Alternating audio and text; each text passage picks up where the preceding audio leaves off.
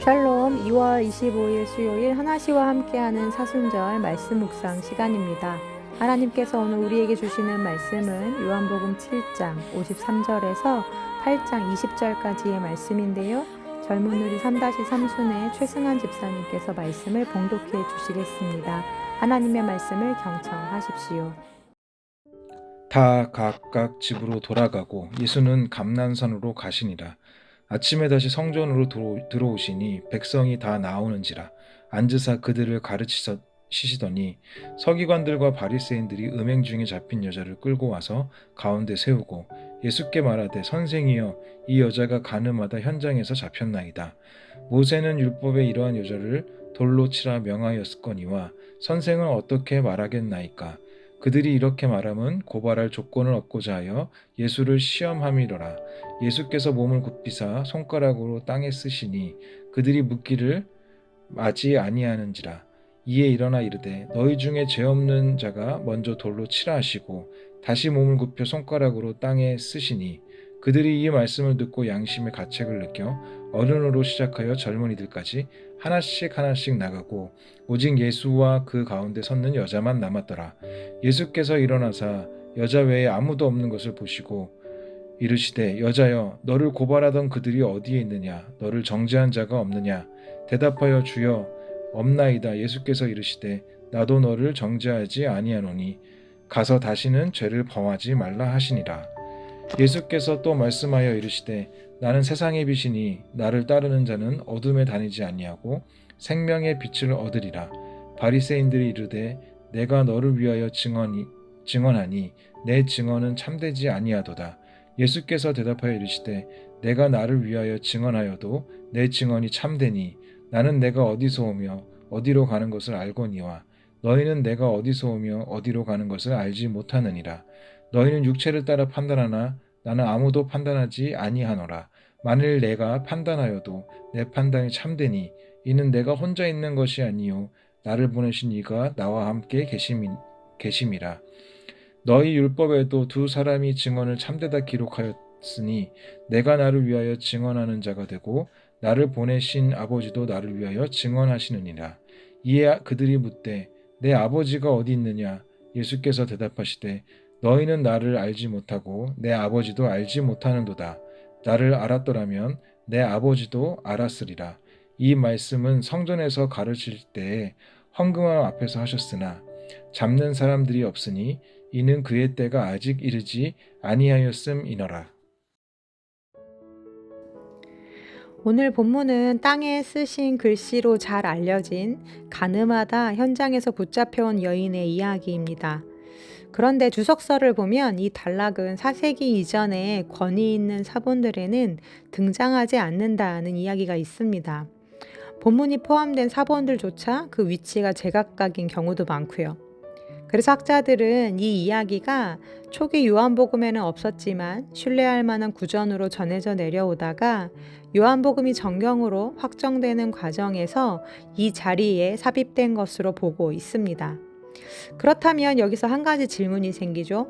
왜 하필 이 이야기를 여기에 위치시켰을까라는 점입니다.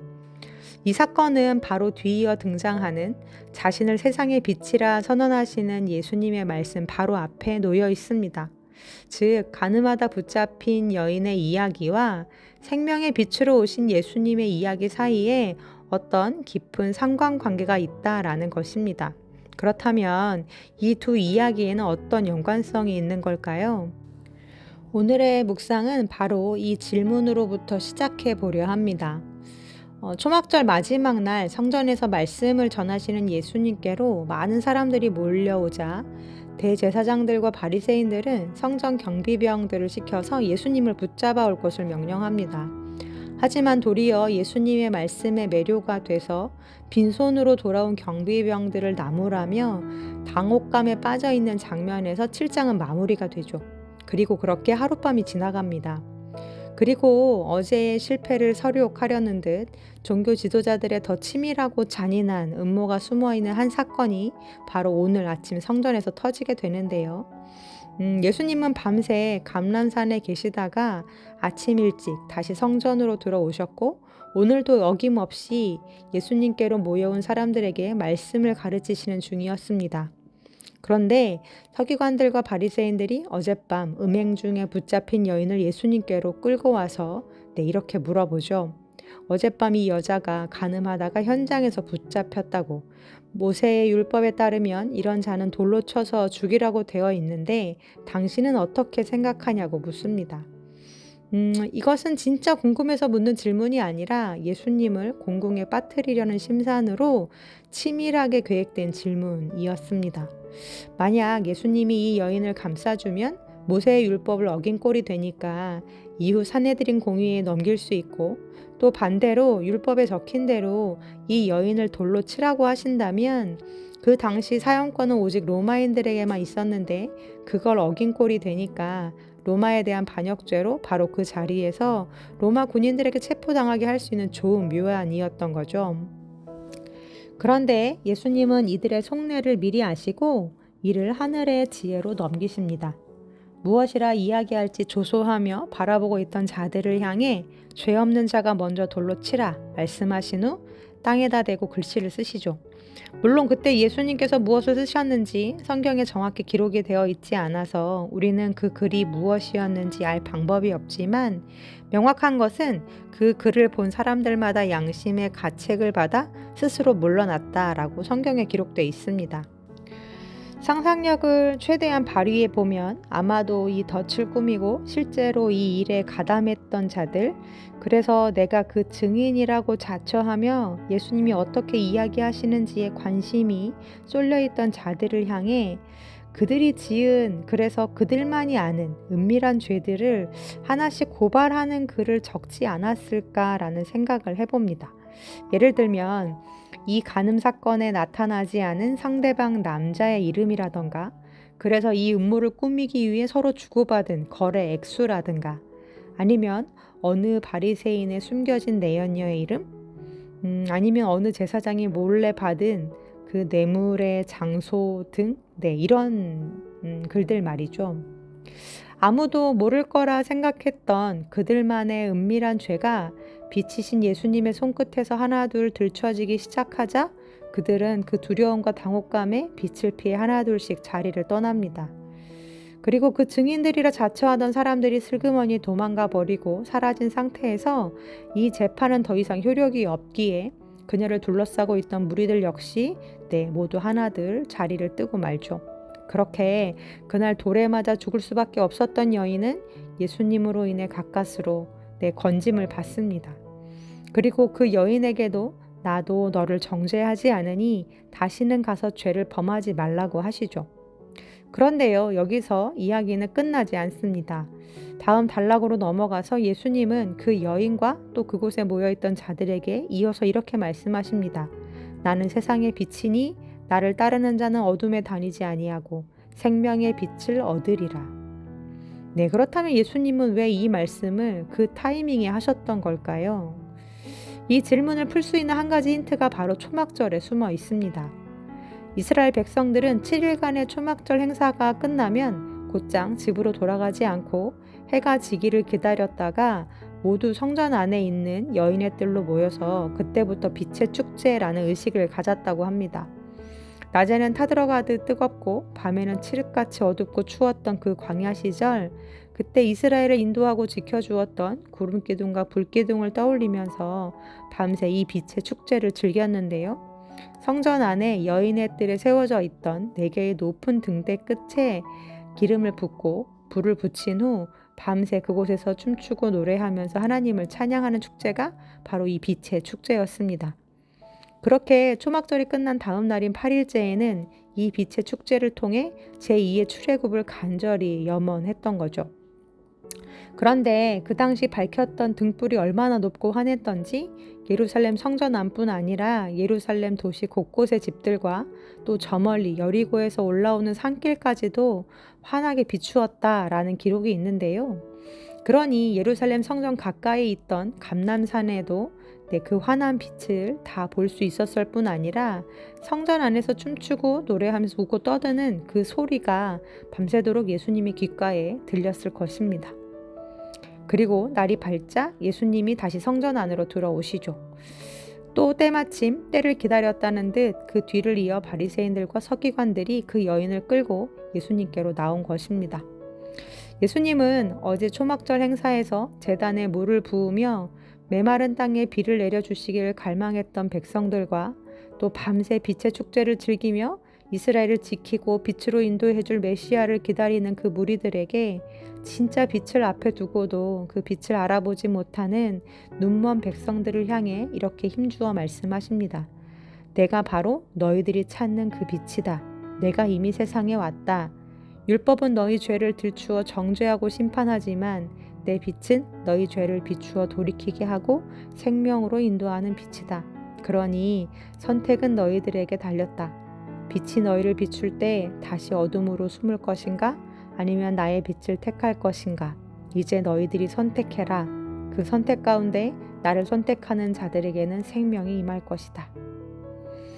네, 맞습니다. 죽을 죄에서 죄사함을 받고 죽음에서 건짐을 받은 여인처럼 주님은 우리에게도 똑같은 기회를 주셨습니다. 주님의 용납과 용서로 우리는 새 생명을 얻었죠. 하지만 그것에서 끝나는 것이 아니라 이제 우리에게 선택이 남겨져 있습니다. 예수님의 빛이 그들의 죄를 비출 때 다시 슬금슬금 어둠 속으로 숨어버린 종교 지도자들이 될지, 아니면 주님이 열어놓으신 생명의 길을 선택할지 주님은 우리에게 선택하라고 하십니다. 그렇다면 이 여인은 이후 어떤 선택을 했을까요? 어떤 삶을 살았을까요? 성경은 아쉽게도 그 뒷이야기를 우리에게 들려주지 않습니다. 왜냐하면 열린 결말 속 그 여인이 바로 우리들이기 때문입니다. 우리의 의지로만은 쉽지 않을 것입니다. 죽을 죄에서 건짐을 받은 그 은혜의 크기를 알고 내게 다시 기회를 주신 주님의 넓은 용납하심을 알고 또 나의 수치를 그 크신 손으로 가만히 덮어주신 아버지의 사랑을 아는 자들만이 그들만이 빛을 선택할 수 있습니다. 모두가 죄에 눈이 멀어 각자 죄의 길로 달려갔던 그 밤, 주님은 홀로 감난산으로 가셨습니다. 그곳에서 아버지를 찾았고 아버지께 도움을 구하셨습니다. 그래서 또한 시험을 분별하시고 이기실 수 있었습니다. 늘 하나님과 함께 하셨던 주님처럼 오늘도 우리의 영혼을 하나님께 위탁하며 주님과 함께 하기를 소망합니다. 다시 한 번 더 기회를 얻은 자로 또 용서받은 자답게 주님이 열어놓으신 빛의 길로 행하며 부끄러운 어둠에 나를 두지 않기를 간절히 기도합니다. 아멘. 함께 기도하시겠습니다. 빛으로 오신 주님, 정죄의 돌을 들고 남의 허물만 보았던 우리의 눈을 밝혀주사 먼저 나에게 임하신 주님의 긍휼과 사랑을 보게 하여 주옵소서. 어둠을 사랑해 빛을 피한 바리새인이 아니라 주님이 다시금 빛을 비추실 때 부대끼면서도 그 생명의 길로 행할 수 있는 우리가 되길 소망합니다. 오늘 하루 우리의 영혼을 주님께 온전히 위탁합니다. 늘 아버지 하나님과 함께 하셨던 주님처럼 우리도 매 순간 주님과 함께 하기를 힘쓰는 자들이 되게 하여 주옵소서. 예수님의 이름으로 기도합니다. 아멘. 말씀을 마쳤습니다. 이후로 오늘 레마의 말씀은 앞서 말씀을 봉독해 주신 최승환 집사님의 사연을 함께 나눕니다. 2026년 올해는 저에게 뜻깊은 한 해입니다. 바로 직장에서 20년 근속을 하는 해이기 때문입니다. 입사 이후부터 지금까지 돈을 다루는 일을 하다 보니 하루하루 살얼음을 걷고 있는 느낌입니다. 밑에 부하 직원이 중국으로 수십만 불을 엉뚱한 사람한테 송금했던 일도 있었고, 본부에서 기획팀장으로 있을 때는 대출이 없는데 경매가 진행되어 낭패를 볼 뻔한 사례들도 있었습니다. 이것 외에도 가슴이 철렁한 일들이 너무 많았는데 그때마다 잘 해결되고 여기까지 온 것을 생각해보면 모두 주님의 은혜였습니다. 헤아려 보니 모셨던 지점장님들도 16분이나 되네요. 스쳐갔던 인연들은 또 얼마나 많을까요? 2008년 9월에 썼던 블로그를 보니 아마 회사에 들어가서 사람들과 부딪히며 힘들었을 때 하나님께서 주셨던 말씀이 있었습니다. 마태복음 5장 44절에서 45절 말씀. 그러나 나는 너희에게 말한다. 너희 원수를 사랑하고 너희를 핍박하는 사람을 위해 기도하라. 그리하면 너희가 하늘에 계신 너희 아버지의 아들이 될 것이다. 하나님께서는 악한 사람이나 선한 사람이나 똑같이 햇빛을 비춰주시고 의로운 사람이나 불의한 사람이나 똑같이 비를 내려주신다. 아, 하나님은 그들에게도 동일한 것들을 주시는구나. 직장 생활을 하면서 동료들을 아끼고 사랑하지 못하고 미워하고 심지어 저주했던 시간들이 많았습니다. 예수님 말씀처럼 살려면 한없이 모자란 사람이란 생각이 듭니다. 거꾸로 돌이켜보면 제가 좋은 후배, 동료, 선배였는지 창피한 생각도 듭니다. 이제 남은 직장 생활은 좀 더 여유를 갖고 주위를 돌아보며 해야겠다는 생각을 해봅니다. 관리자의 직책에서 어려운 일이 있으면 좀 더 나서서 해결하고 주변의 어려움들을 먼저 챙기고 예전 선배들의 나쁜 모습들은 절대 따라하지 않고 좀 더 예수님 말씀대로 살아갔으면 좋겠습니다. 끝으로 20년간 성실히 살아온 저에게 대견하다고 말하고 싶고 앞으로의 직장 생활도 파이팅 하자고 스스로에게 다짐해 봅니다. 오늘 성도님들과 함께 듣고 싶은 찬양은 힐송의 All Things Are Possible입니다. 하나님 안에서 모든 것은 가능합니다. 오늘도 승리하세요. 네, 이렇게 사연 보내주셨습니다. 20년간 한 직장을 또 열심히 성실히 달려오신 집사님, 저도 격려해 드리고 싶고 또 응원해 드리고 싶습니다. 좀 더 좋은 선배로, 동료로, 관리자로 앞으로 남은 직장 생활도 찐 그리스도인답게 파이팅 하시길 응원합니다. 네, 그럼 집사님께서 추천해 주신 찬양 들으시면서 더 깊은 묵상 하시겠습니다.